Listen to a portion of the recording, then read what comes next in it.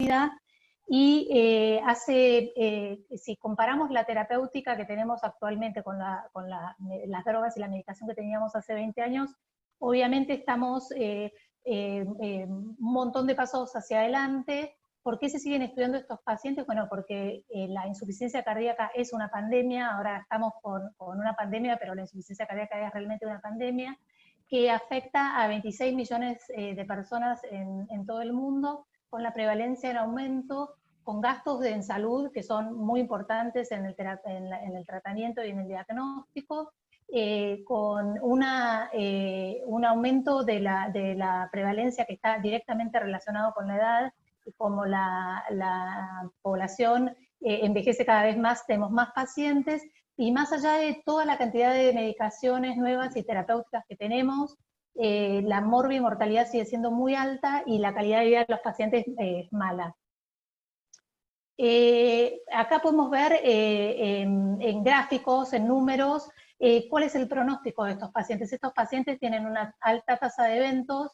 Un paciente que se interna por una descompensación aguda de insuficiencia cardíaca tiene una tasa de eventos entre el 10 al 10.4% a los 30 días, se duplica al 22% al año, y a los 5 años ese paciente tiene una probabilidad de tener un evento del 42%. Nosotros iniciamos el tratamiento en los pacientes, pero necesitamos formas de medir lo que estamos haciendo, si lo que estamos haciendo está bien, y cómo lo medimos. Tenemos que medir la mejoría en la capacidad funcional, la mejoría en el estado clínico, la mejoría en la calidad de vida, intentar prevenir las hospitalizaciones por insuficiencia cardíaca y idealmente reducir la mortalidad.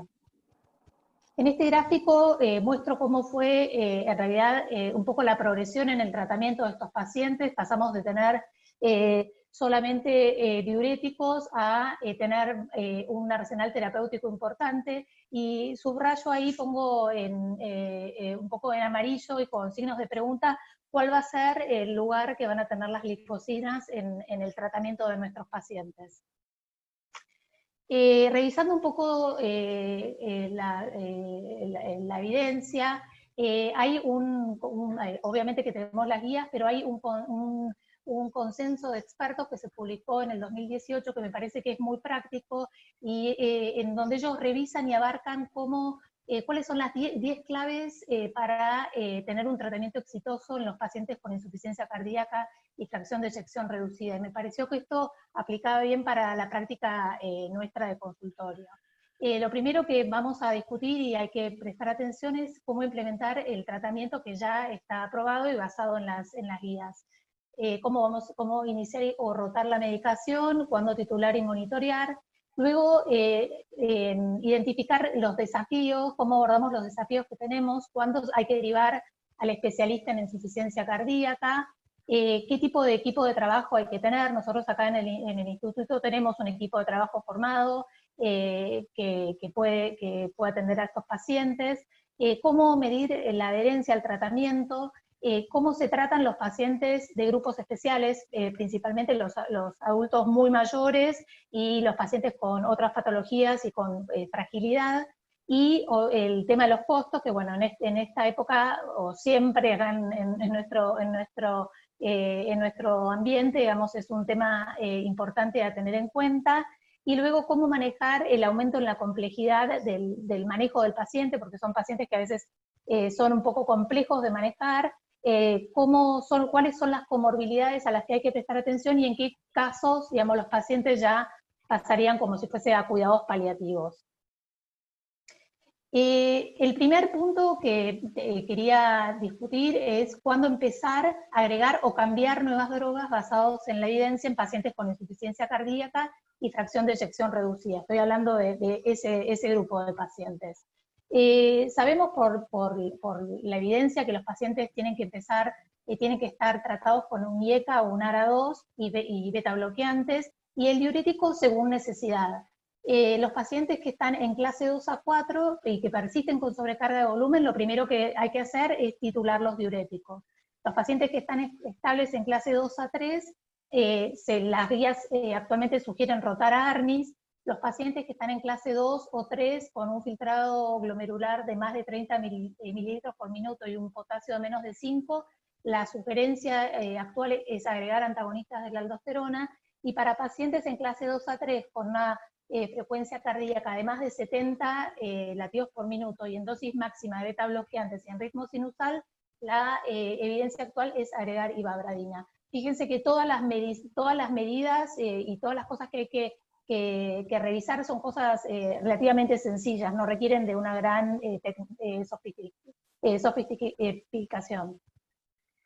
En principio, primero vamos a hablar de cómo titular o empezar, si primero con IECAS, ARA2 o con beta bloqueantes. Bueno, no hay una guía específica en este punto. Depende obviamente del paciente. Lo que se sugiere inicialmente es ver el estado de volumen del paciente. Si el paciente está algo congestivo, se sugiere iniciar primero con IECAS y ARA2, y si el paciente está más bien seco, se puede iniciar con beta bloqueantes. Y en algunos casos también se puede intentar iniciar las dos drogas a bajas dosis de manera progresiva. Lo que hay que hacer primero es seleccionar una dosis inicial.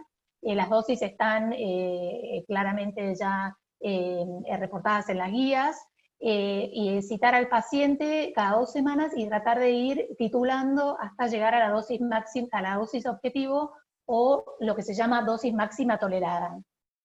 Para los IECA o ARA2 vamos a ir monitoreando la presión arterial y la función renal y el potasio, y para los beta bloqueantes también monitorear la frecuencia cardíaca, la tensión arterial y básicamente si aparecen signos de congestión.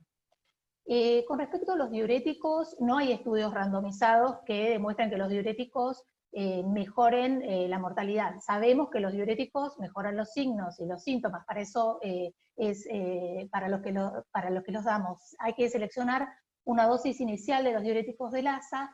Los diuréticos se pueden dar de manera no reglada, dependiendo de ciertos controles del paciente, eso también es muy artesanal. Y lo que sí se sugiere es que una vez que se aumenta la dosis, cuando se titula hacia arriba la dosis de IECA, ARA2 o de ARNI, hay que evaluar la posibilidad de reducir la dosis de diurético.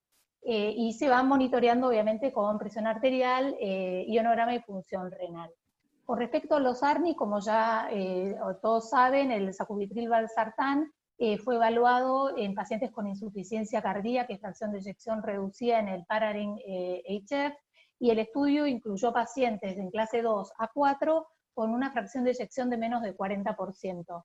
Durante el enrolamiento al año hubo una enmienda en el estudio y se enrolaron, los últimos pacientes que se enrolaron ya eran con una fracción de eyección de menos de 35%. Y lo que demostró el estudio fue que hubo una reducción de un 20% en el punto final primario, que era mortalidad cardiovascular e internación por insuficiencia cardíaca.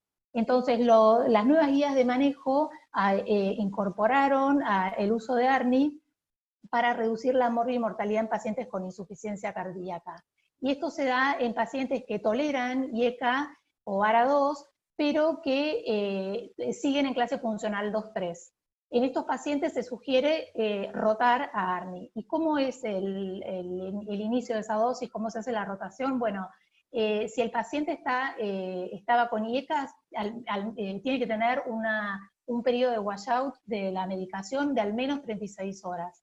Y luego la dosis inicial se selecciona dependiendo de la dosis equivalente de enalapril o de valsartán que estaba el paciente previamente. También monitoreamos la presión arterial, el ionograma y la función renal, y con respecto a los antagonistas de la aldosterona, se puede iniciar ARNI con el paciente ya con antagonistas de la aldosterona o agregarlo después. Eso, en esa indicación no hay un consenso general.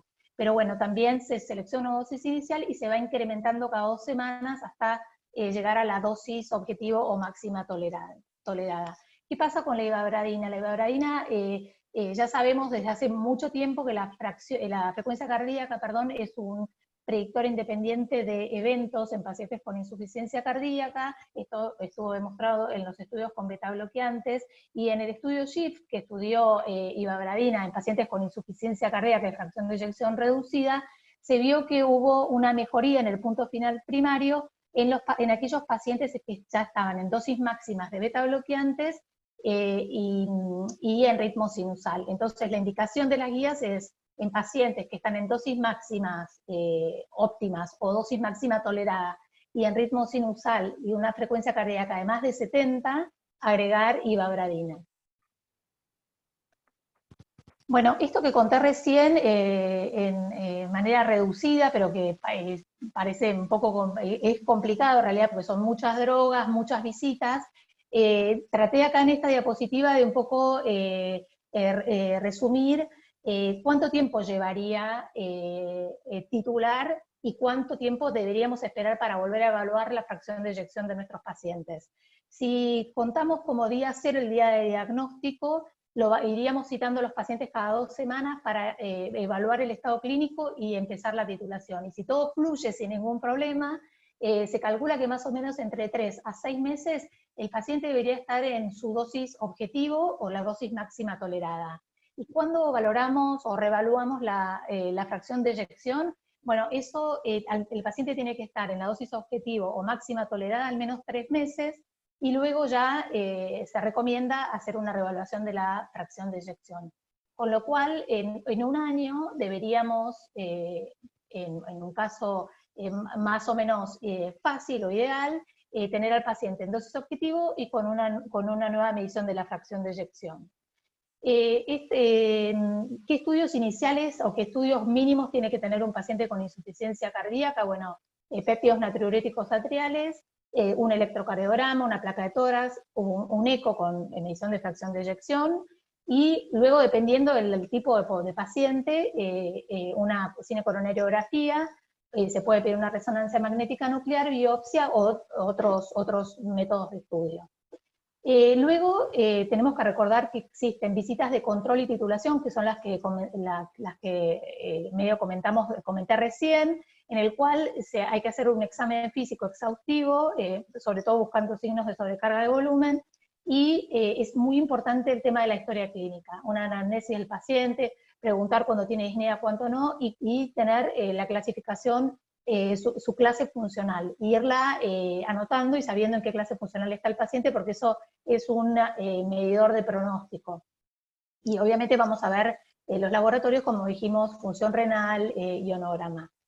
Si el paciente está euvolémico, titulamos en esa visita. Avanzamos y titulamos. Y si el paciente está congestivo, bueno, se agregan diuréticos y se controla entre 1 o 2 semanas. Y este ciclo se va repitiendo hasta que alcanzamos las metas de las guías o la dosis máxima tolerada. Y luego, una vez que ya estamos en ese plató, digamos, el paciente pasa las visitas de mantenimiento, en el cual se hace una evaluación crónica, se va ajustando el tratamiento si es necesario y se va reevaluando el pronóstico. Es importante que en las visitas de control uno como que vuelva a rechequear si el paciente está estable o si va empeorando. A veces estos pacientes como que empeoran de manera un poco solapada.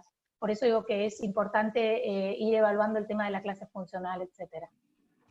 Estos investigadores también armaron un acrónimo que se llama I Need Help, que quiere decir necesito ayuda, que me pareció que era muy importante para los pacientes que no responden o que están inestables.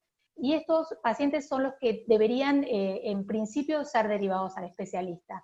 Y son pacientes que requirieron inotrópicos, que están persistentemente en clase funcional 3 o clase funcional 4, o que tienen persistentemente péptidos natriuréticos elevados, o que tienen falla de algún otro órgano, en general fallas hepáticas o fallas renales. Los pacientes con fracción de eyección de menos de 35 deberían tener una consulta con el especialista. Pacientes que tienen choques en el desfibrilador, o más de una internación por insuficiencia cardíaca, o edema a pesar de aumentar la dosis de diuréticos, pacientes con frecuencia cardíaca elevada y baja presión, y pacientes que no toleran ninguna medicación. Esos pacientes que no toleran ninguna medicación de las guías deberían ser evaluados por un especialista. Todas las drogas que vamos dándole a nuestros pacientes y todas las medidas terapéuticas que estaba comentando, que vine comentando y que están descritas acá en esta diapositiva, son objetivos fisiopatológicos. Subrayé el tema, le hice un círculo rojo al tema de los ARNIs, porque como vemos, los ARNIs tienen una función a nivel de los péptidos natriuréticos y a nivel del sistema renina-angiotensina-aldosterona. O sea que es como un efecto aditivo y que es lo que vimos también en los estudios con respecto a al pronóstico y a los endpoints. Los pacientes con insuficiencia cardíaca, como todos ustedes saben, no son pacientes sencillos, son pacientes que en general tienen muchas comorbilidades. Las comorbilidades se pueden dividir en cardiovasculares y no cardiovasculares, y para las comorbilidades cardiovasculares hay recomendaciones en las guías para todas, y para las no cardiovasculares subrayé básicamente el tema de la diabetes mellitus, porque ya hace 2 años ya se estaban recomendando las glifosinas para los pacientes con insuficiencia cardíaca, con factores de riesgo, insuficiencia cardíaca y diabetes, perdón. Este es el algoritmo terapéutico de las guías europeas, que todos lo conocen, para pacientes con fracción de eyección reducida. Puse esta diapositiva para comparar ahora con cuál es el algoritmo terapéutico para los pacientes con fracción de eyección preservada. Para los pacientes con fracción de eyección reducida tenemos muchos tratamientos, y están incluidas en esta diapositiva también abajo, que hoy no voy a hablar de eso, pero los dispositivos y obviamente el trasplante cardíaco. Pero los pacientes con fracción de eyección preservada, que es un porcentaje enorme de los pacientes que vemos y de los pacientes que se atienden en consultorio, para esos pacientes sabemos que el tratamiento de los factores de riesgo es eficaz. Pero una vez que ya la patología está presente, no hay tratamientos específicos, o sea, no hay tratamientos avalados por las guías al momento. Todos los fármacos que fueron evaluados y que tuvieron resultados positivos en los estudios de pacientes con insuficiencia cardíaca y fracción de eyección reducida no demostraron beneficios o los mismos beneficios en los pacientes con fracción de eyección preservada, con lo cual hay un gap, una necesidad terapéutica importantísima en estos pacientes. En este momento hay en curso dos estudios, uno con DAPA y uno con empaglifosina, en pacientes con fracción de eyección preservada. Tenemos que esperar un poco para los resultados. Entonces, ¿cómo es que, y antes de empezar la conversación, el Ateneo, un poco salió la pregunta, pero cómo es que los cardiólogos terminamos usando remedios para pacientes diabéticos? Bueno, se realizaron varios estudios, ahora después los vamos a ver, pero en pacientes con diabetes tipo 2 y enfermedad cardiovascular establecida. Y se vio que estas drogas son protectores de los pacientes con diabetes tipo 2 y con enfermedad cardiovascular. Redujeron las complicaciones cardiovasculares graves, redujeron la mortalidad de origen cardiovascular, redujeron la mortalidad global, redujeron las hospitalizaciones por insuficiencia cardíaca. Esto fue algo que llamó la atención a los investigadores, y se vio una prevención de las complicaciones renales. ¿Cuál es el mecanismo de acción de las glifosinas? Bueno, son inhibidores del cotransportador de sodio glucosa tipo 2, son drogas que se administran una vez al día, y son muy potentes y selectivos del receptor tipo 1 del cotransportador de sodio glucosa 2. Cuando las drogas estas actúan a nivel del túbulo proximal, y lo que hacen es estimulan la reabsorción de glucosa, estimulando una pérdida de alrededor de 70-80 gramos de glucosa por día en pacientes diabéticos, y de 50 gramos de glucosa por día en pacientes no diabéticos. Esta excreción de glucosa se acompaña obviamente de una excreción de sodio y de una pérdida de volumen. Esto lleva a los efectos hemodinámicos de las glifosinas. Todas las drogas que tenemos actualmente para el tratamiento de insuficiencia cardíaca que actúan en el riñón, actúan en otros lados, no actúan en el túbulo proximal. Los diuréticos del asa actúan en el asa, las tiazidas actúan en el túbulo distal, y los diuréticos ahorradores de potasio actúan en el túbulo colector. Esto es una de las características distintas de las glifosinas. Como todos saben, en el túbulo proximal es donde se produce la mayor reabsorción de glucosa y sodio, y esto puede llegar a ser una de las causas del efecto en los eventos cardiovasculares. Hubo 4 estudios, o se realizaron 4 estudios muy importantes en pacientes con diabetes tipo 2, que se siguieron entre aproximadamente 2 a 5 años sin diagnóstico de insuficiencia cardíaca definido al ingreso, pero estos estudios en total demostraron una prevención de insuficiencia cardíaca en pacientes con alto riesgo cardiovascular. Fueron 4 megatrials que incluyeron entre los 4, 38.723 pacientes, un número enorme de pacientes, con muchos eventos, y al final, entre los 4 estudios, se vio que se llegó a una reducción del 32% de las hospitalizaciones por insuficiencia cardíaca, una reducción de la muerte cardiovascular del 17% y una reducción de la mortalidad global del 15%. Si vamos, rápidamente voy a ir por los diseños de estos estudios, pero quería mostrarles los números, ¿no? El DECLARE TIMI 58, que usó dapaglifosina, enroló 17.160 pacientes. Todos los pacientes diabéticos, algunos con enfermedad cardiovascular establecida, otros con múltiples factores de riesgo, una duración de 4.2 años. Y este estudio fue un estudio que fue positivo para el endpoint final, que fue un endpoint combinado de muerte cardiovascular y hospitalizaciones por insuficiencia cardíaca, demostró mejoría en el deterioro de la función renal, y fue superior al placebo. El estudio CANVAS, un estudio que usó canalifosina, enroló alrededor de 10.000 pacientes, son todos estudios muy, muy grandes, pacientes con diabetes tipo 2 y alto riesgo cardiovascular, se randomizaron a a placebo y canalifosina, y 2 dosis distintas de canalifosina, y los pacientes tratados con canalifosina tuvieron menos riesgo de eventos cardiovasculares, menor deterioro de la función renal y una reducción en la internación por insuficiencia cardíaca, pero el grupo de tratamiento mostró un mayor riesgo de amputaciones en los pacientes que fueron tratados con canalifosina.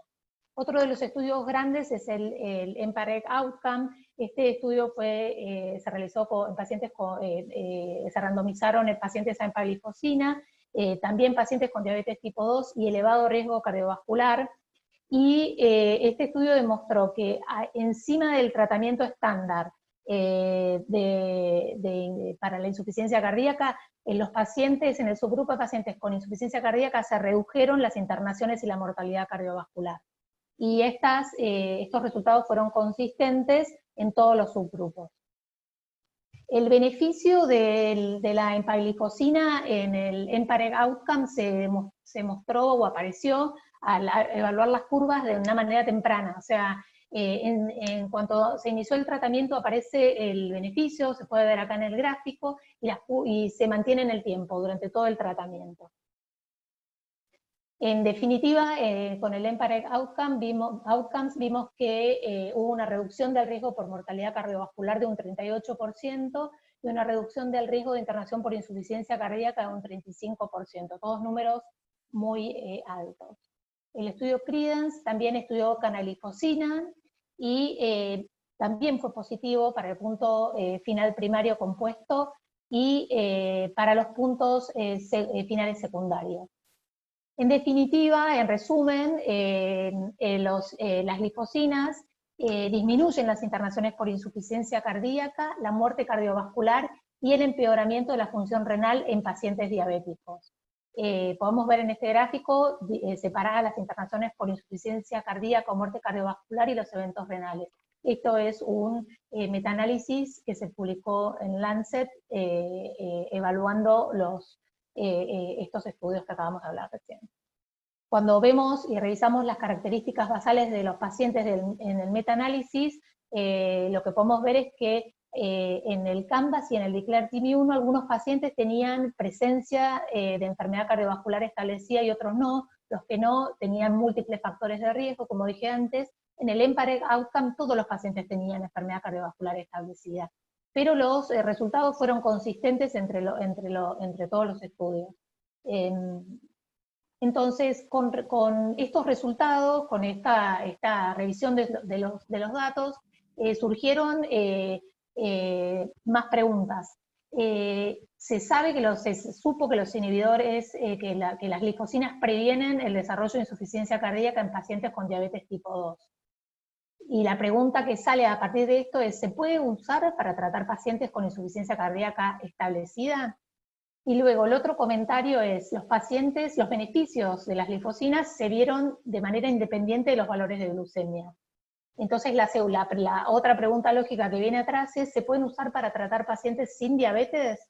Y con estas dos preguntas, y bueno, probablemente con otras más, se diseñaron los dos estudios en insuficiencia cardíaca y fracción de eyección reducida, el DAPA-HF y el EMPEROR-Reduce. El DAPA-HF es un estudio que enroló 4.744 pacientes y se dividieron en un grupo placebo y dapaglifosina, 10 miligramos una vez por día, pacientes con insuficiencia cardíaca y fracción de eyección reducida, y en las dos ramas los pacientes tenían que estar con el mejor tratamiento aprobado por las guías. En este estudio tenemos alrededor de un 10% de pacientes que estaban con ARNI. Y el seguimiento del estudio fue de 18.2 meses. Cuando vemos los resultados, el punto final primario ocurrió en un 16.3% de los pacientes de la rama de dapaglifosina y en un 21.2% de los pacientes en la rama placebo. Esto significa una reducción del riesgo, como vemos ahí, de un 26%, fue estadísticamente obviamente significativo, y al analizar los componentes del endpoint compuesto, de manera separada, siguieron dando positivos, de manera estadísticamente significativa. Acá podemos ver que el punto final, arriba en la izquierda está el punto final primario combinado, y luego vemos las hospitalizaciones por insuficiencia cardíaca, la muerte de causa cardiovascular y las muertes por todas causas. Todos esos endpoints dieron positivos de manera estadísticamente significativa. Otra cosa importante es que al analizar los pacientes estratificados por diabetes sí o diabetes no, la dapaglifosina siguió siendo mejor y no hubo diferencias en los resultados. El EMPEROR-Reduce es un estudio muy parecido, el diseño es muy similar, usa otro tipo de análisis estadístico, pero el punto final primario es un punto final compuesto por muerte cardiovascular y hospitalización por insuficiencia cardíaca en pacientes con insuficiencia cardíaca de fracción de eyección reducida. Y tiene como puntos finales secundarios principales hospitalización por insuficiencia cardíaca primera y recurrente y deterioro de la tasa de filtrado glomerular. Se escreenearon alrededor de 7.720 pacientes, se randomizaron 3.730, la mitad fue a grupo empaglifosina, la mitad a grupo placebo, y la mediana de seguimiento fue de 16 meses. Cuando vemos los resultados, los pacientes tratados con empaglifosina mostraron una reducción relativa de las internaciones por insuficiencia cardíaca y muerte de un 25% comparado con el placebo. Agregado, obviamente, esto como el DAPA, el tratamiento estándar, y en pacientes con fracción de eyección reducida. Y el efecto nuevamente fue independiente de la presencia o no de diabetes.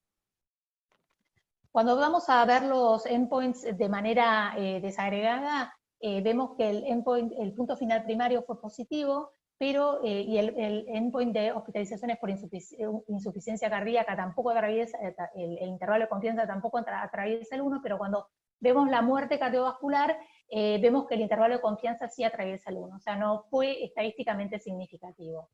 Y los puntos finales secundarios principales, que fueron hospitalizaciones, el número total de hospitalizaciones por insuficiencia cardíaca, y el cambio en el deterioro de la función renal o la reversión del deterioro de la función renal, sí fue estadísticamente significativo.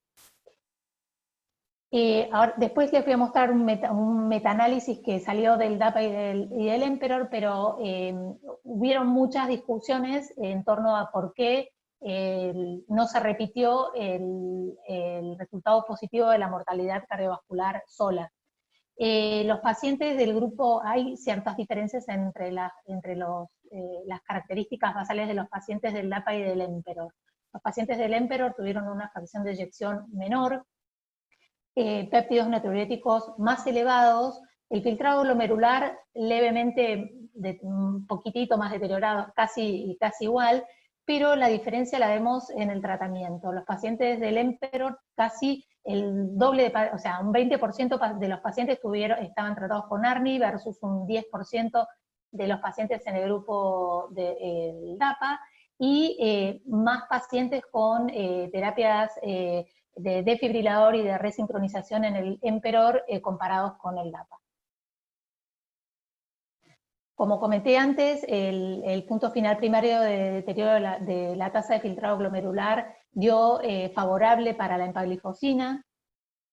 Y bueno, obviamente se compararon en este slide, esta diapositiva quería comparar los resultados de los outcomes entre el DAPA-HF y el EMPEROR Reduce. Y cuando comparamos los estudios, los resultados son consistentes, o sea, el punto final primario son las tasas de reducción, son casi exactas. El EMPEROR, la diferencia es que no mostró una reducción en la mortalidad significativa en el endpoint solo, pero sí mostró un efecto en el endpoint renal. Esa es otra diferencia con el DAPA. Otro hallazgo, bueno, es el tema que comenté antes del tema de los ARNIs, que estaban los pacientes más tratados con ARNI en EMPEROR que en DAPA, y el comentario de expertos, al menos durante el congreso, y lo que pude leer luego de la presentación del estudio, es que los resultados concordantes de ambos estudios deberían ser suficientes como para agregar a las glifosinas a las guías de atención para los pacientes con insuficiencia cardíaca y fracción de eyección reducida. Como les comenté antes, el 30 de agosto se publicó en Lancet un metaanálisis de estos dos estudios, del DAPA y del EMPEROR. Y los dos megatrials valoraron el efecto de las glifosinas en pacientes con insuficiencia cardíaca, con y sin diabetes. O sea, había muchos pacientes no diabéticos. En esta población, agregados al tratamiento apropiado, la empaglifosina y la dapaglifosina redujo eventos sin haber heterogeneidad entre los grupos, entre los estudios, perdón. Recién vimos la reducción de riesgo relativo casi calcada. No hubo exceso de eventos adversos serios en ninguno de los dos estudios, esto es importante. La tolerabilidad fue similar, la droga fue en general bien tolerada, los estudios tuvieron una larga duración y no hubo exceso de discontinuación por rama. El perfil de seguridad fue similar en ambos estudios también. Estos son como las conclusiones más importantes del metaanálisis.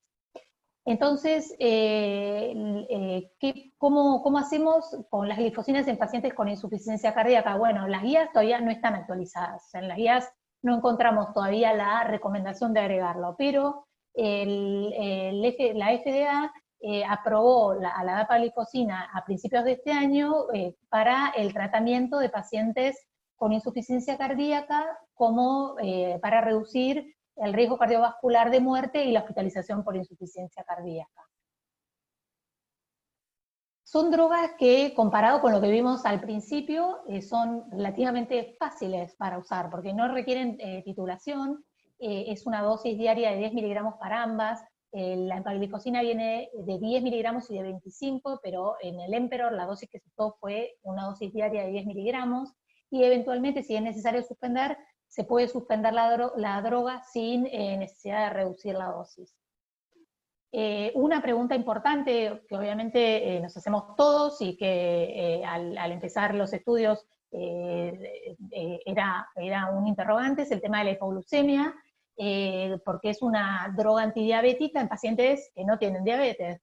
Pero los resultados de los estudios demostraron que la hipoglucemia es poco frecuente y se dio por igual comparando los pacientes en tratamiento y grupo placebo.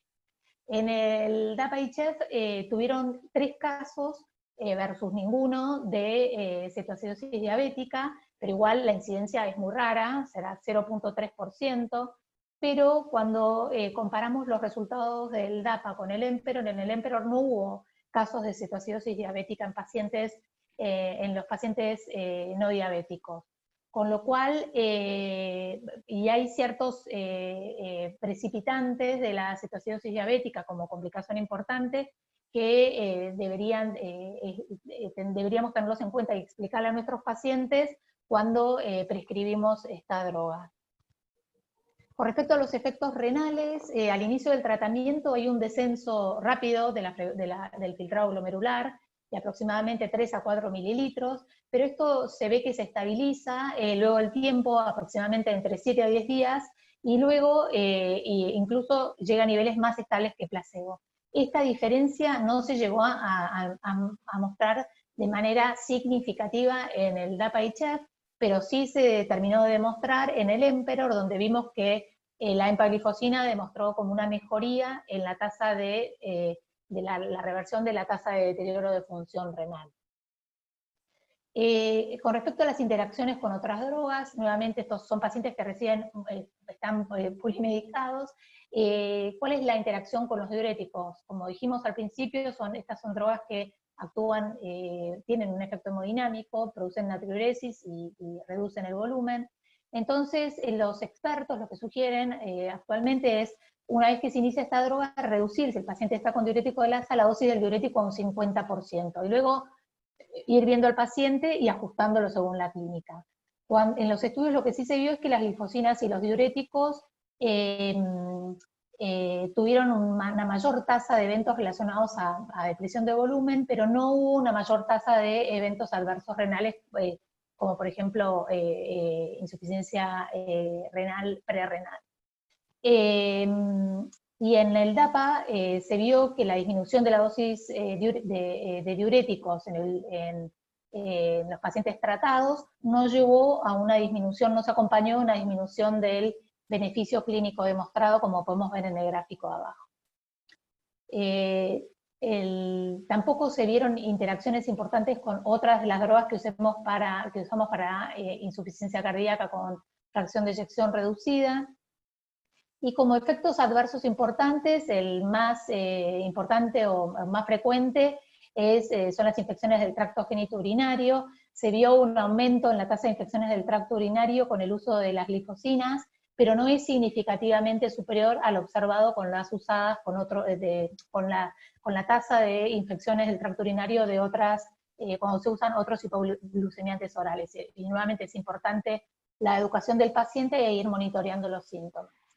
Entonces, recuerden que las glifosinas están contraindicadas en pacientes con diabetes tipo 1, los efectos adversos más frecuentes son las infecciones micóticas genitales, pueden causar una caída temporaria del filtrado glomerular de hasta el 15%, que luego se revierte, en la mayoría de los casos se revierte, no causan hipoglucemia en la ausencia de terapia concomitante con insulina o con sulfonilureas, deben suspenderse en el caso de una enfermedad concomitante que cause deshidratación, por ejemplo, diarrea o vómitos. Se han asociado casos de cetoacidosis diabética con una incidencia baja y puede ser necesario se sugiere ajustar la dosis de diuréticos. Bueno, en conclusiones, en poco tiempo han habido muchos cambios en el tratamiento de la insuficiencia cardíaca, y con este grupo de drogas en particular, este año, en la primera parte del año, la FDA aprobó la dapaglifosina para pacientes con insuficiencia cardíaca y fracción de eyección reducida. La terapia combinada de las glifosinas, sumadas a ARNIs, beta bloqueantes y un antialdosterónico, podría modificar la evolución de la insuficiencia cardíaca, y se supone que esto es a través de un mecanismo de acción diferente, y se asocia al efecto neurohormonal de la terapéutica convencional. Esta terapéutica optimizada podría alcanzar una reducción de hasta un 60% en la muerte cardiovascular y el ingreso hospitalario por insuficiencia cardíaca. Y bueno, el estudio EMPEROR-Reduce demostró una reducción relativa al 25% en la incidencia de muerte por causas cardiovasculares u hospitalización por insuficiencia cardíaca, confirmando los estudios del estudio DAPA que ya había sido publicado. Bueno, eso es todo. Gracias. Me quedé sin aire. Bueno, muy bien. Buenísima revisión, Euge. Excelente. Bueno, Gracias. Revisión y muy buenos slides. Pero bueno, abrimos la discusión. Ahí había alguna pregunta. Quería hacer un comentario. Las últimas diapositivas me las dio o las hizo Flor Incino. Las hicimos juntas. Muy bien, muy bueno. Yo hice algún agregadito, pero las hizo Flor. Sí. Hay una pregunta ahí que dice, no sé si me perdí o no se mencionó la edad media de los pacientes en estos estudios DAPA y EMPEROR. Ah, sí, puede ser que no lo haya mencionado. Creo que es alrededor del 60 y pico %, sí. Pero lo puedo buscar en el metaanálisis. Acá Leonardo contestó en realidad antes joven, 65 años si no me equivoco. Sí, porque los pacientes se podían enrolar hasta los 85 años. O sea, era hasta 85. Entonces la pregunta es, eso se relacionaba con, estaba pensando en la reserva funcional en pacientes adultos mayores. ¿Se habrán evaluado algún subgrupo en etarios mayores a 65? Sí. ¿En el EMPEROR o en los dos? ¿Cómo? Lo que hace el subgrupo por edad. ¿Hubo algún análisis de subgrupos? Hubo análisis de subgrupos, no tengo presente, no recuerdo de memoria si hubo un análisis de por edad. No lo sé, lo busco y se lo contesto. No me lo recuerdo de memoria. Otra pregunta es, ¿hoy indicarías glifosinas en pacientes con FEI conservada? No, con FEI conservada no hay evidencia todavía. O sea, no, diabéticos no. Solo en diabéticos. Claro, bueno, con diabéticos sí, o sea, los pacientes diabéticos lo estamos haciendo, o sea, pacientes con enfermedad cardiovascular establecida y diabetes, sí, lo estamos usando. De hecho tenemos muchos pacientes en conjunto con la doctora Bocador, o sea, los tenemos, pero los pacientes que no tienen diabetes y fracción de eyección preservada todavía no hay evidencia.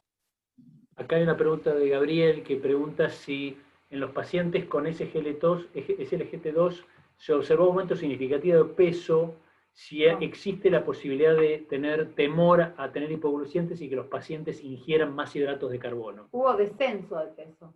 Claro, las glifosinas producen una pérdida de peso cuando se inicia, es una pérdida inicial, no es que tienen una pérdida de peso inicial, que se cree que está relacionado más que nada con el efecto hemodinámico, pero no, aumento de peso no está reportado. Sí, hay aumento de peso, pero relacionado con el empeoramiento de la insuficiencia cardíaca, que son pacientes que tienen eventos y se reinternan, esos pacientes tienen empeoramiento de la insuficiencia cardíaca y se reinternan por insuficiencia cardíaca. Bien. Hola Eugenia y Mariela, en verdad mi pregunta iba a otro tema. En los no diabéticos, porque sí, sabía que los diabéticos claramente pierden peso porque es un glucosúrico, etcétera.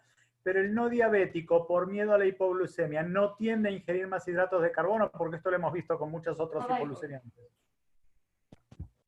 No, perdón, Euge, la pérdida de peso se da por bulimia, pero se da por la pérdida de glucosa, que tiene una pérdida calórica. pierde más o menos, de acuerdo a la cantidad de gramos de glucosa, se nota más en pacientes que son más hiperglucémicos, y es lo que decía Euge, que cuando se pierden no diabéticos 50 gramos más o menos de glucosa por día, eso equivale a una pérdida calórica, y eso es lo que tiene que ver con la pérdida de peso.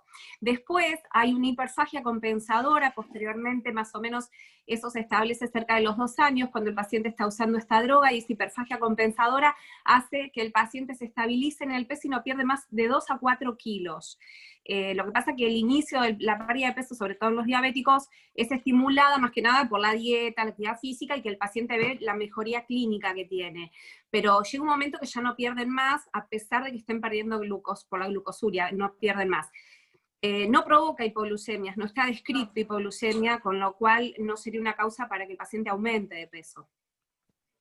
Acá Carlos pregunta si el efecto de las glifosinas sobre la reinternación, si es un efecto, entiendo que puso real, pero entiendo que Carlos quería decir un efecto directo de la droga, o es un efecto que está mediado a través de la optimización del manejo de volumen. ¿Cuál es la interpretación o la hipótesis? Entiendo que pregunta Carlos.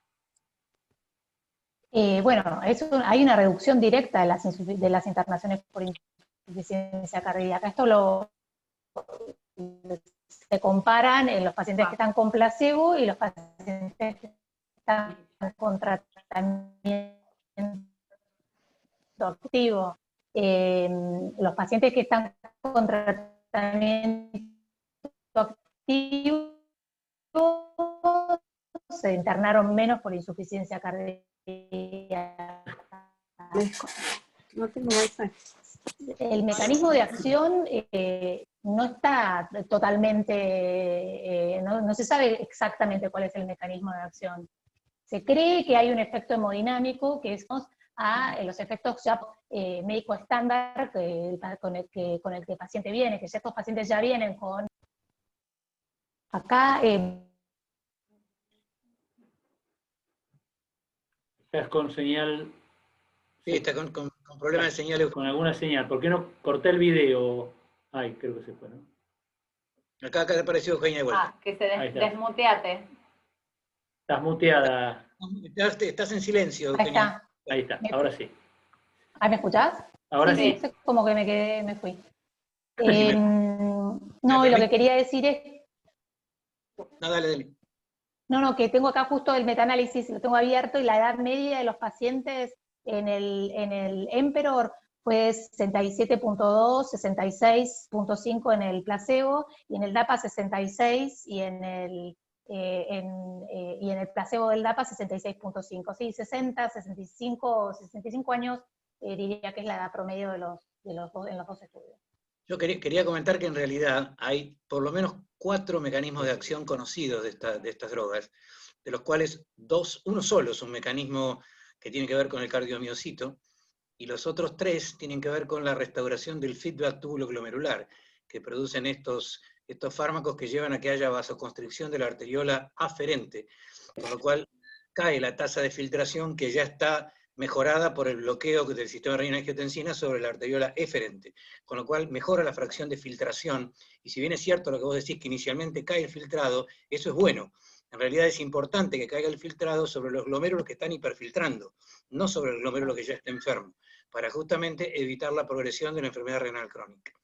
El segundo mecanismo claramente es osmótico, digamos, se comportan de alguna manera como si tuviéramos un síndrome de Fanconi, porque son uricosúricos, son glucosúricos, son natriuréticos, o sea, tienen todo un mecanismo de manejo de la osmolaridad muy similar al síndrome de Fanconi, y producen rápidamente una caída de volumen inicialmente, que no se mantiene después.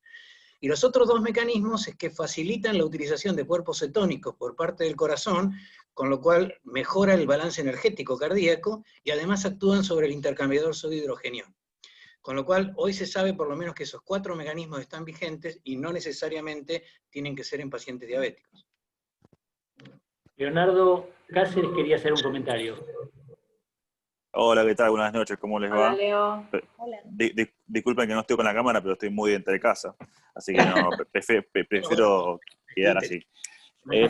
Bueno, no, en primer lugar, muy buena presentación, la de Eugenia. Es interesante cómo llegamos, ¿no?, a este punto de darle glifosinas, un un tratamiento para la diabetes a pacientes con insuficiencia cardíaca, y esto fue a partir de que, digamos, a partir de la rosiglitazona que empezó a dar en los estudios, se empezó a ver que tenía mayor mortalidad cardiovascular. La FDA lo que hizo fue exigirle a todos los antidiabéticos que tengan, por lo menos que la droga no aumente la mortalidad cardiovascular.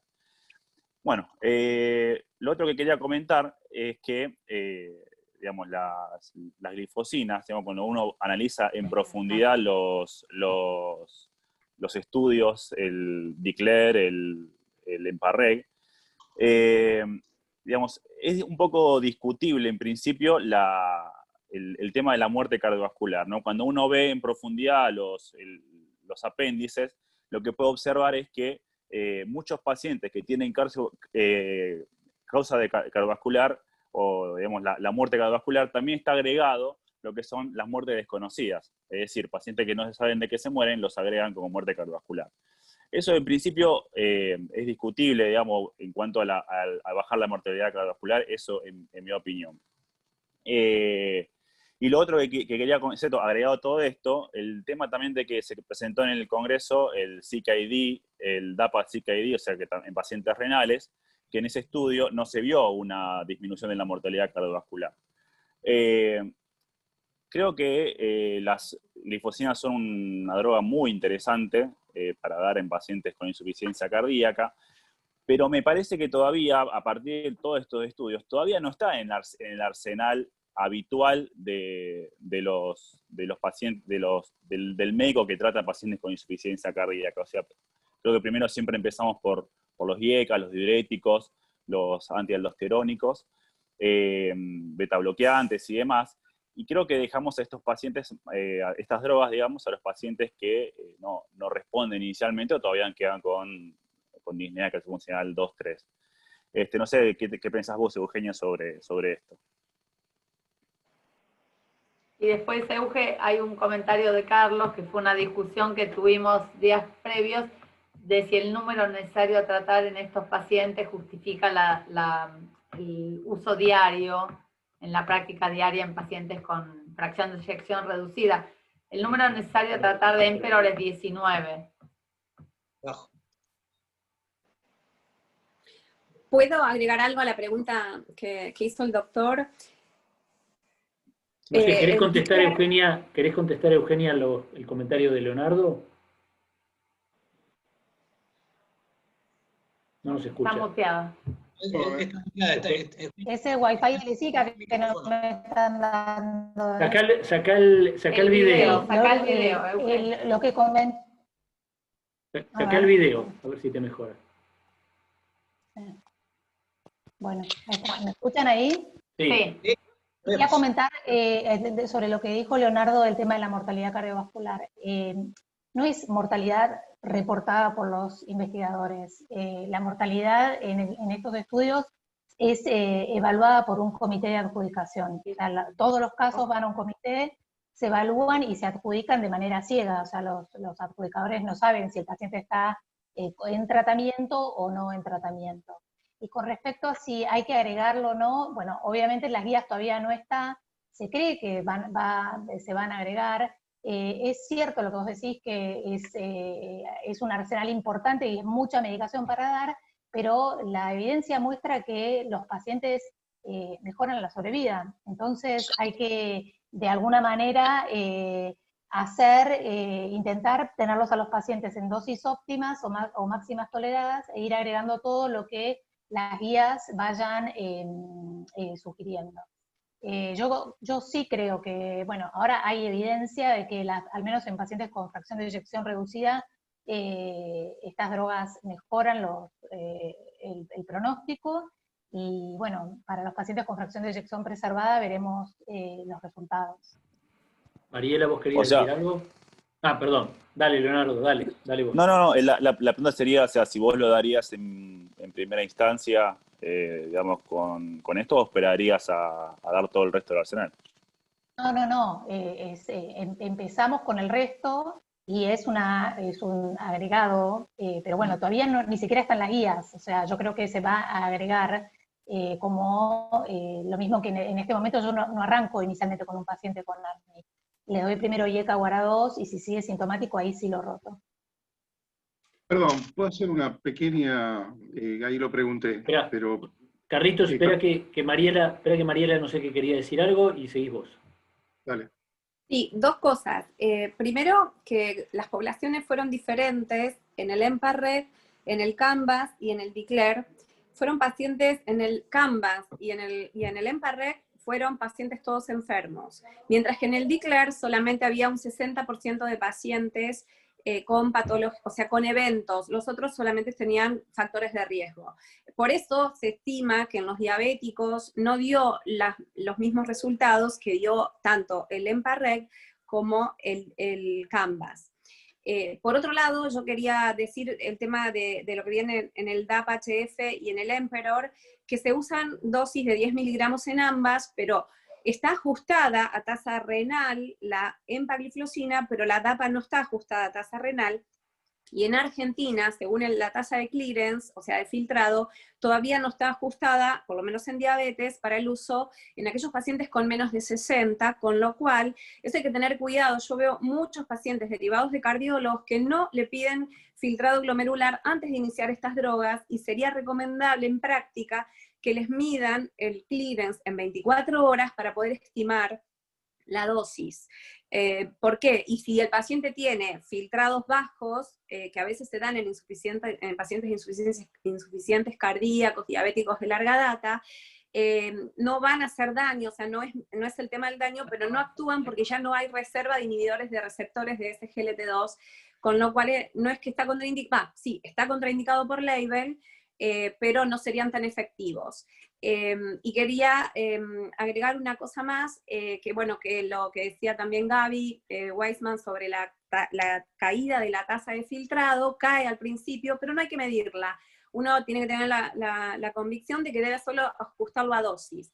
Y otra cosa que digo, que en diabetes tipo 1 no es que está contraindicado. Argentina por label no lo tiene aprobado, pero en otros países ya está aprobado, sobre todo DAPA, y lo usamos con excelentes resultados. Por supuesto, el paciente tiene que ser un diabético tipo 1 súper entrenado para el riesgo de cetoacidosis y no suspender la insulina. Estabiliza y baja el requerimiento de correcciones en forma maravillosa. Bueno, y de la habilidad glucémica. Bien, Carlitos y después Josefina. No, yo simplemente quería hacer una pequeñísima reflexión de terapéutica y fisiopatología. Yo no me acuerdo ahora la fecha de publicación del Paradigm, pero creo que es 2017-2016, ¿no? La utilización de valsartán de penicilina. Ahora, estos grupos de pacientes con fracción de eyección reducida y tratando de disminuir eventos, 10% utilizaron una droga fisiopatológicamente mucho menos controvertida que lo que estamos hablando. Realmente en la práctica clínica ni siquiera los investigadores la han tenido en cuenta. Carlos, eso es por la fecha. Claro, por la fecha. A randomizar. Por el comienzo de los porque para mí me llama mucho la atención. Es por la fecha. Muy poquito, utilizar una herramienta muy poderosa como es, bueno, el valsartán de penicilina, que dan una 25 a 30% de la reducción de mortalidad, ¿no? Aunque el NNT lo estuvimos charlando con Melina, es medio altito, pero enseguida pasamos a una droga que realmente parece más una diuresis osmótica que una acción cardiovascular verdadera, ¿no? O sea, lo tiro como comentario. No, el tema de la fecha es clave. En los estudios de PCSK9 se usó 3% de ezetimibe, porque cuando se empezaron los estudios no estaba el Impruvit, que probaba reducción de riesgo por ezetimibe. Y esto pasó igual. Los ARNI salieron con el Paradigm HF cuando estos estudios estaban empezando. Así que la tasa de 10% tiene que ver con la temporalidad. Claro. Vamos a ver qué pasa en el seguimiento, ¿no? Tal vez que se potencien, digo yo, entre inhibición de... Porque, a ver, uno tiene esta sensación después de tantos años de atender pacientes con insuficiencia cardíaca, tanto en el consultorio, o como me toca a mí actualmente, insuficiencia cardíaca en agudo, un tipo que se reagudiza, que venía con un problema cardíaco crónico, generalmente miocardiopatías dilatadas. Uno tiene la sensación que mientras la periferia del paciente lo aguante, ¿sí?, va a estar todo bien. Cuando el paciente deteriora su periferia, que no la terminamos nunca de entender, podemos hablar con Gaby Weissman ahí horas, ¿sí?, ahí el paciente empieza a andar mal y empieza a caer por una pendiente horrible, que son reinternaciones, bueno, y todo lo que conocemos, hasta que muchos pacientes interrumpen, o sea, mueren por shock cardiogénico, que yo diría que es lo que uno menos ve, uno más se entera que el paciente con miocardiopatía dilatada se murió tomando el desayuno, porque es una arritmia ventricular y se murió, una muerte súbita, ¿no? Carlos, Entonces, lo otro que, un detalle, hay un análisis en el metaanálisis presentado la semana pasada que une el DAPA-HF y el Emperor, que analizó los subgrupos con ARNI y sin ARNI, y no había diferencia, o sea, la mejora fue en ambos grupos. Si bien el 10% o 12% tenía ARNI, el grupo se comportó en los dos estudios de la misma manera. En ambos no hubo diferencia de subgrupos. Pero el 20% tenía ARNI. Claro, ponele 10 más 20, que sean 15% en el metaanálisis, ponele. Bien. Hay que ver la potencia que el estudio tiene cuando vos haces tantos subgrupos para determinar que realmente hay una reducción en la tasa de eventos, ¿no? O sea, no está diseñado para eso. Indudablemente, la va perdiendo. Josefina, ¿vos qué querías comentar? No, justamente quería hablar del mismo tema. Si en un escenario en el cual uno tiene la posibilidad, como pasa en la mayor parte de los casos, la realidad es que uno no ve que los pacientes vienen medicados con ARNI, o al menos es una tasa de entre el 10 y el 20%, no me parece que todavía sea el 100%. Si uno viene con un paciente virgen de los dos tratamientos, considerando que ambas drogas son muy caras, y eso creo que es algo que hay que tener en cuenta, y tienen las dos más o menos el mismo precio, con cuál piensan los expertos en el tema que arrancarían, siendo que las dos tienen buenos resultados, pero una ya está en guías y la otra todavía no. Bueno, si está en guías, tenés que arrancar con la que está en las guías, o sea, arrancás primero con ARNIs, o sea, eso por ahora no hay duda.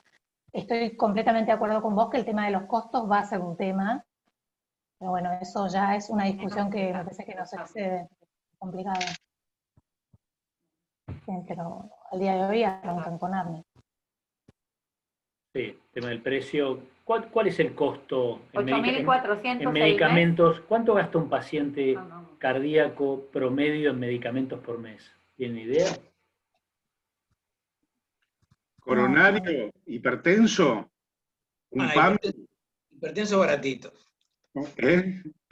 Coronario hipertenso baratito, un PAMI, y un viejo de PAMI se gasta. Con insuficiencia cardíaca, digo. Tiene beta bloqueante. Lo que veo que los pacientes que son más adherentes son los pacientes que tienen aprobada la discapacidad y tienen la medicación toda cubierta. Claro. Esos pacientes nunca tienen problema con adherencia al tratamiento. Los otros hacen malabares para ir consiguiendo. ¿Pero qué pueden gastar? ¿25.000, 30.000 pesos por mes en medicamentos? No, menos. Debe gastar unos 10.000 por mes con el descuento y todo. Sí, claro, más o menos lo que dice Gabriel, sí. 10.000 de bolsillo o 10.000 total. No, 10.000 de bolsillo. Sí, de bolsillo por los descuentos. Aparte la obras sociales le ponen muchos quilombos para darle la medicación al tipo. Entonces el tipo va y se la compra, ¿entendés? Sí. Y por ahí no la toma un mes porque en PAMI no se la autorizó y la receta, y es un lío eso. O sea, yo me animo a decir entonces, habría que hacer el análisis, ¿no? Pero seguramente el 60-70% de los pacientes con insuficiencia cardíaca no cumplen tratamiento solo porque tienen que gastar 10.000 pesos. Punto. Pero eso pasa con todas las enfermedades crónicas prevalentes. Y me quedo corto. Y te quedas corto. Y la hipertensión sigue tomando la medicación, el 30% a 2 años.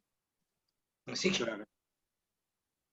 En diabetes, si uno los empadrona y estas drogas están aprobadas, empagliflozina es mucho más cara que DAPA. Empagliflozina más o menos está, creo que 8, como dijo Meli, y con el descuento les cubren el 70%, dependiendo la obra social, si está en algunas de las más top, y si no, no les cubre más que el 40%, y no hay tratamientos compartidos. En DAPA sí, es mucho más barata, hay tratamientos compartidos que abaratan un poco el costo. La DAPA es más económica, y bueno, eso ayuda un poco. Pero sí, si es diabético, te digo que gastan con las tiras, con insulina, con todo, aunque eso está a veces cubierto, pero bueno, si lo hacemos a plata número, arriba de 25, te diría. Sí, La más el DAPA, más la el- DAPA está en 5.000 y pico, la EMPA está en 6.400 y ARNI en 8.400. Bueno, Aparte, una cuestión, por ejemplo, yo no conozco ninguna prepaga ni obra social, ni mucho menos del sistema público, que hagan grupos de seguimiento para los pacientes con insuficiencia cardíaca. Todos sabemos, se han hecho estudios en Estados Unidos, que el tipo le dan un beeper, lo llaman una vez por semana, una vez por mes, le hacen el control de peso y disminuyen las reinternaciones en forma severa cuando el paciente está seguido telefónicamente vía grupo. Eso nunca se instrumentó en la Argentina. ¿Ustedes conocen a alguien que lo haga eso? Pero Sí, también, eso lo sí. hizo Lo hizo el Hernando, italiano. lo hizo Hernando Val y lo publicó en el Lancet, Dial. y se llama Estudio Dial. Ah, el Dial, sí. Pero Señor, Lo que pasa es que no hay ningún programa que haya tenido un continuidad. programa. No, por supuesto, pero el programa del italiano en esa época que lo dirigía Hernando Val, se lo publicó en el Lancet. Sí, Bueno, eso es Álvaro recuerdo que en el ferroviario se hizo una experiencia que duró un tiempo también, o en comunicaciones, en No, lo Telecom, hizo en el ¿no? Yo español, creo en el que Instituto de Álvaro- Cardiología del Español. Sí, Eso yo es creo una pena, que Álvaro y realmente. Marinés tienen No es el un grupo que grupo hagan eso, que hacen eso en el UMS, un seguimiento, los Sí. los siguen y tienen un ¿Y equipo cuál es, que hace eso. y cuál es, Eugenia, la tasa, la prevalencia en Argentina de insuficiencia cardíaca? ¿2%? Creo que es un 3%. 3%. Creo que es un, sí, creo que O sea sí. que es una de las El último enfermedades registro. crónicas más importantes de la prevalente, Argentina sí. Sí. y con mayor impacto económico en el sistema de salud, Sí. por lejos. Por supuesto, con la tasa de internación que tiene, seguro. Sí, altísimo. Sí. O sea, 4 por 3, 12 millones de insuficientes cardíacos en el país. Eso está No, diciendo. No, 3%. 3%. Volvemos a la matemática. 3% de la población general. 3 por 4, 12, sí. Adultos, ¿no? 1.2, está. 1.200.000, que es una barbaridad igual. Es un montón. Para hacer estallar cualquier sistema de salud. Tal cual. Perdón, en diabetes no es, Gaby Weissman, en diabetes no se acerca al 10%. Sí. La Y a veces es el prevalencia. 10%. Sí, Terrible, claro. sí. Sí, por la encuesta, la última encuesta de No, no. factores de riesgo, La te tira un 10%. Sí. Sí, por supuesto. insuficiencia cardíaca en diabéticos, digo. En diabetes. Eso sí. Ah, Sí. ok. No, Sí, es un sí. 10%. Diabetes, el global es entre 10 y 15%, dependiendo de la edad, por supuesto. Mayor de 60 años, mucho más. Bueno, diabetes y insuficiencia cardíaca son de los programas que tenemos que poner a funcionar desde el instituto el año que viene sin falta, porque realmente ahí hay Sí. una población Un que montón. es importantísima. Así que bueno, siendo las 9:14, Muy bien. les agradecemos a todos la participación. Eugenia, la verdad que excelente. Va a estar la charla grabada y levantada en YouTube de Lesica ahora, y el vínculo se los voy a hacer llegar a todos los que estuvieron presentes, ¿sí? Muchas gracias. Así que Dale, bueno, bueno, gracias, un placer. Buenísima revista. excelente, Euge. Bueno, Muchas gracias. excelente. Nos vemos ahora en el estacionamiento. Chao. Hasta luego. Hasta luego, chao, chao. Chao, gracias. Hasta luego, gracias.